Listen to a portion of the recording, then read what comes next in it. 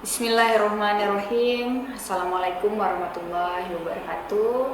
Perkenalkan, saya Santi Aryani, mengajar praktikum keperawatan di SMK Kesehatan Airlangga.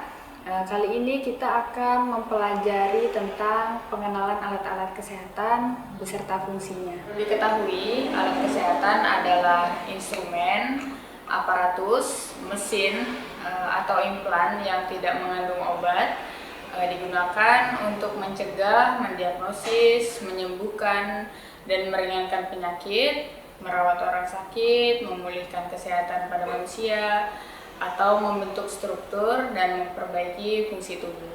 Mari kita simak video berikut ini. Kita akan membahas terkait dengan termometer. Jadi alat ini fungsinya untuk mengukur suhu tubuh dan memiliki beberapa jenis. Di sini bisa kita lihat, yang pertama adalah termometer infrared.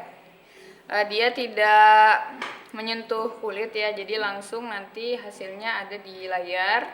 Yang kedua ada termometer raksa. Ini bahannya dari kaca, jadi kekurangannya biasanya gampang pecah. Yang ketiga ada termometer digital.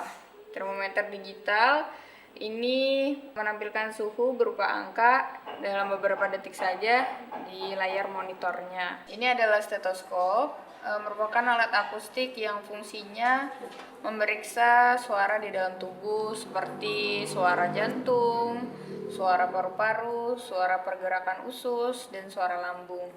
Jadi biasanya digunakan dokter dan tenaga kesehatan lainnya. Ini adalah pispot atau urinal, alat bantu bagi pasien atau lansia yang harus tetap berada di tempat tidur atau yang sulit bergerak.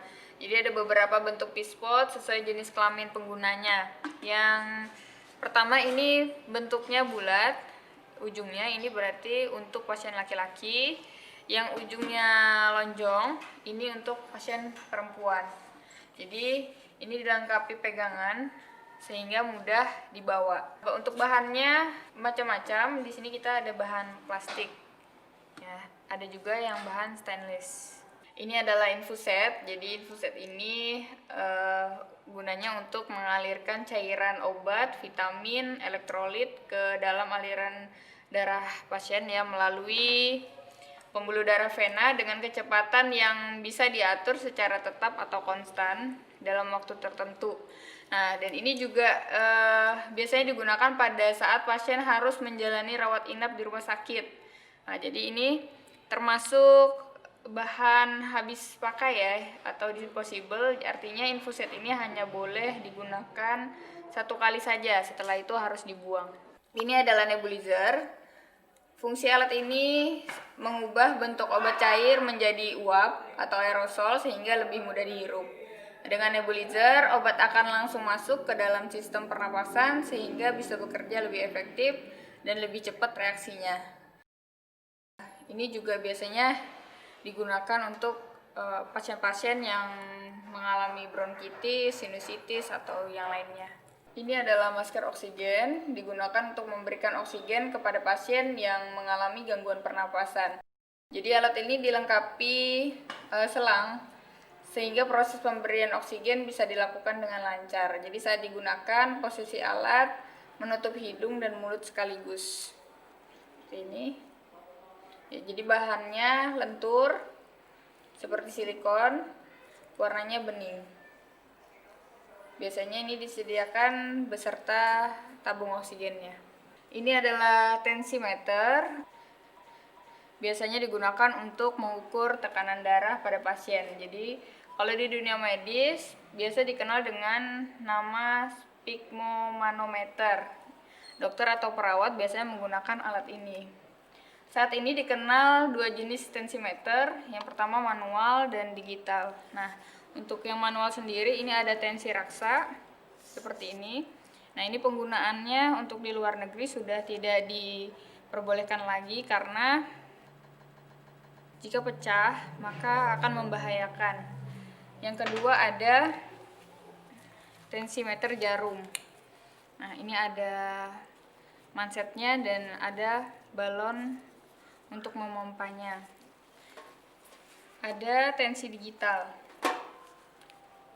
Nah, tensi digital ini hanya dilengkapi dengan layar dan manset saja tanpa ada balon seperti tensi manual. Ya, seperti itu. Untuk pasien-pasien yang terdiagnosa tekanan darah tinggi atau hipertensi, biasanya mereka mandiri memakai tensi digital di rumah untuk memonitor tekanan darah mereka. Nah, ini adalah kateter. Ini alat untuk menyalurkan urin dalam sistem tertutup, jadi bebas dari udara dan polusi di sekitarnya. Alat ini berupa selang fleksibel yang menghubungkan kandung kemih dengan urin bag dan pada ujungnya dilengkapi balon untuk mencegah kebocoran. Kateter urin termasuk jenis Foley kateter dibutuhkan oleh pasien yang tidak mampu mengosongkan kandung kemihnya sendiri.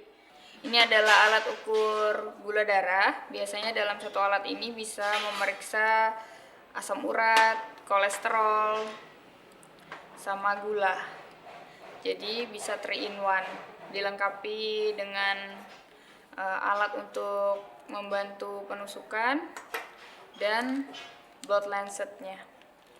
Ini adalah tabung korentang, digunakan sebagai tempat untuk menaruh korentang tetap steril. Jadi korentang sendiri ini adalah alat untuk penjepit yang digunakan untuk mengambil alat-alat bedah yang sudah steril.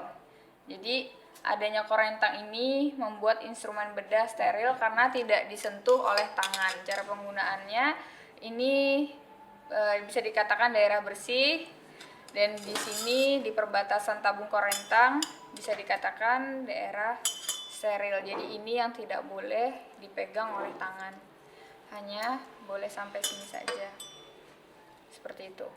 Ini adalah Nerbecken atau biasanya disebut dengan bengkok. Jadi ini adalah wadah instrumen dan disposable operasi minor yang biasanya digunakan oleh dokter, bidan atau perawat pada saat melakukan tindakan kepada pasiennya. Alat ini juga bisa digunakan untuk menampung kotoran dari sisa-sisa alat-alat medis yang sudah tidak digunakan seperti kapas, perban, atau yang lainnya. Ini adalah pen light. Biasanya pen light sangat umum dan banyak digunakan sebagai alat bantu penerangan. Kegunaannya untuk pemeriksaan telinga dalam pasien, untuk pemeriksaan pupil pada mata pasien, dan untuk pemeriksaan mulut pasien. Ini adalah palu refleks atau biasa disebut refleks hammer. Ya, biasanya digunakan untuk menguji refleks tendon dalam. Pengujian refleksnya biasanya di bagian-bagian penting dari pemeriksaan fisik neurologis untuk mendeteksi kelainan pada sistem saraf pusat atau perifer. Palu refleks ini juga dapat digunakan untuk perkusi dada. Ini adalah tong spatel. Biasanya alat ini digunakan untuk memeriksa lidah pasien atau memeriksa keadaan mulut pasien. Ini adalah Medline atau penggaris lentur. Ya, jadi ini alatnya sangat mudah dibawa, simple, bisa dimasukkan di dalam kantong atau kotak. Biasanya pada bidang medis, Medline ini untuk mengukur pengukuran TFU atau tinggi fundus uteri pada kehamilan 22 sampai 24 minggu.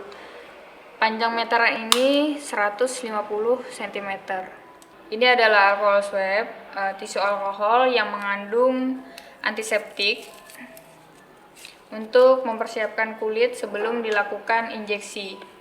Alkohol swab mencegah infeksi bakteri di kulit yang dapat terjadi ketika proses penyuntikan, biasanya untuk area pensterilan sebelum dilakukan pemasangan infus pada pasien.